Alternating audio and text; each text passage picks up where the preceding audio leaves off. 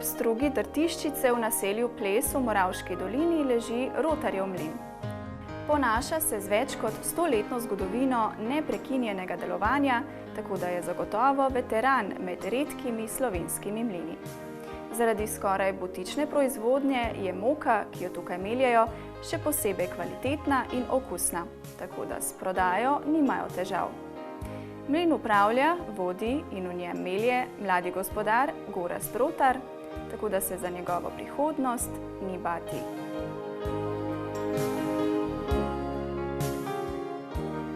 Mlin Rotar deluje že od leta 1904, ki po kupoprodajni pogodbi, katero imamo še danes hranjeno, se pravi, da deluje že 115 let. To je že kar lepa tradicija. Ja, praded je dejansko delal po drugih mlinih in žagah in si je, se pravi, pri 36 letih zaslužil toliko denarja, da si je lahko kupil svoj mlin. Se pravi, takrat se je začela zgodba na Plesu. Se pravi, potem je bil star ata, se pravi, ded, oče in zdaj jaz, ne naprej. To je 5 rodov. Začetki mojega mlinarstva segajo še, ko sem bil otrok, ko sem se smukal okrog teh mašin in so mi bile izredno zanimive. Velikokrat smo mlin uporabljali za igro. Potem se neki pravi začetki se začeli leta 2000, ko sem prišel iz vojske in od takrat sem bolj resno pristopil k zadevi, se bolj vključil v potek mlinarskega dela. Prevzel sem pa po očetu leta 2014 in tako da od takrat pa vodim dejansko pravno formalno mlin tudi jaz. Je res, moje šolanje se je začelo na srednji agroživilski smer Pek.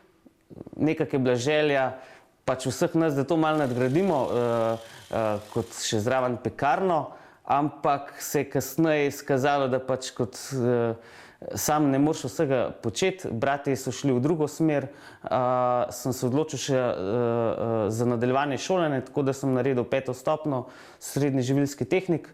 Tako nekako sem pol se že videl v tej vlogi, da bom pač doma prevzel ta mlin. In tudi dejansko danes mi ni žal. Čeprav je delo naporno, je pa to lep poklic. Zelo lep. Ja, v srednji šoli smo imeli v bistvu vso živilsko proizvodnjo, od pijač, mesnin, tako da poudarek na mlinarstvu je bil minimalen. Neke osnove in pač to je to, tako je pač potekalo to šolanje, ker dejansko poklic mlinarja ga v Sloveniji ni več. Ne moreš se šolati za poklic mlinarja, mislim, da je še v Zagrebu, imajo pa to zelo, bom rekel, dober pošlihten po Nemčiji, Avstriji, ker gor take šole še obstajajo. Pri nas je pa nažalost samo 2 milijona, par mlinov, ki obvladujejo ves trg in ni potrebe za poklic mlinarja. Tale naš mlin je valčni mlin, mi rečemo 10-pasažni, se pravi, da gre zrno, potuje 10-krat čez vsak stroj, predno dobimo, se pravi, končne izdelke, se pravi, moke, zdrobe in pa stranski produkti v trobi. Zrna pri nas drobimo, se pravi, mi rečemo 3 šrotarji, se pravi, postopoma se drobi, se pravi, prvi, drugi, tretji zdrob delamo, potem se te zdrobi očistijo in grejo namleti z belo moko, vmes so še frakcije v trobi, ki se tudi izmeljujejo in potem na koncu procesa zapustijo proizvodno linijo. Sam potek je avtomatski, potrebni so na začetku nastavitve strojev, se pravi, koliko bomo stisnili valčni stroj. Sam potek potem poteka po pnevmatskem transportu, se pravi, da vakuum posrka ves material in ga odnese na sejalno napravo, katero bomo lahko tudi potem pogledali gor na vrhu mlina. Je to v bistvu vrhunec tehnologije, stroji so sicer starejše izvedbe, ampak sama tehnologija je pa najnovejša, se pravi, boljš kot tega ne moreš šiti, to je to.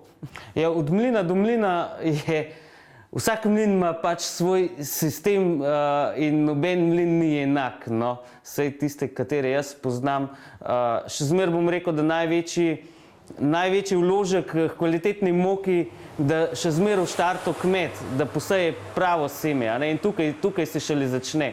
Začne se z izbiro semena in jaz sem tudi pred leti kupil svoj laboratorij za merjenje beljakovin, sedimentacijskih vrednost in nasploh, da lahko klasiramo pšenico. V štartu, če nimamo dobrega žita, ne more biti dobra moka.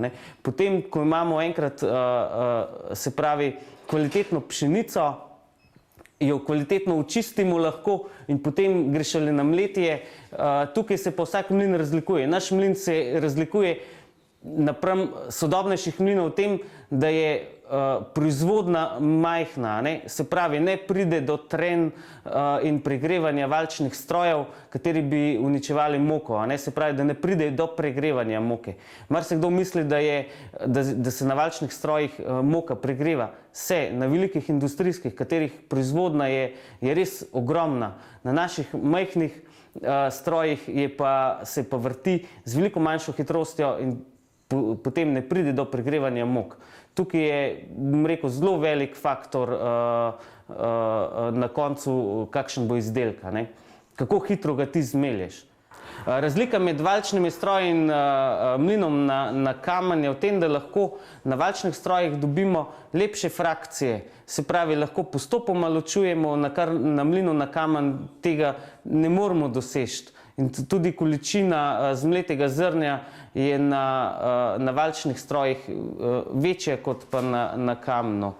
Ne vem, jaz še vedno prisegam na valčni stroj, čeprav imamo tudi kamen za mletje žit malo manjši, ampak mi je valčni mlin boljši, lepši naredi moko.